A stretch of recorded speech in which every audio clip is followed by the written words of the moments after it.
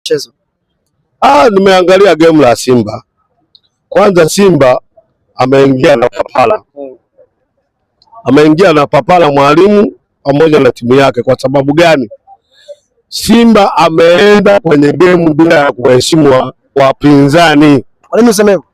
Kwa sababu game lile Simba ilikuwa itakiwa awaheshimu kwanza wenyeji wa mchezo, pili akiwaheshimu wenyeji wa mchezo. Kwa hiyo yeye ndio alikuwa anatakiwa apate matokeo kwa kupitia counter attack. Hauwezekani huko kwenye ardhi ya watu wewe unaenda kushambulia moja kwa moja bila kuwa na nidhamu. Ni maana kama ile timu aliidharau. Ukidharau kitu kinakuadhibu, ndio matokeo yako timu ameadhibiwa.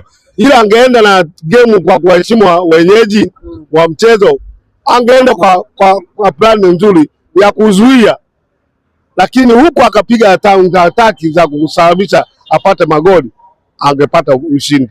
Kwa hiyo yeye alienda kwa kuforce kwamba lazima mwanzo mwisho nao hawa nipate matokeo, kumbe mpira hauendi hivyo.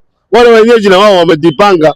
Kwa hiyo hakuheshimu, kwa ujumla hakuheshimu mchezo, ndio maana amepata matokeo. Lakini kwenye nafasi tumeona mbona nafasi nyingi sana ambapo wangefanikiwa kuzishinda zile nafasi, wangeshinda ule mchezo. Wachezaji wao unaona wanakosa umakini kiasi gani, hususan kule mbele ambapo wanaenda kushambulia na kwenda kutaka kupata magoli.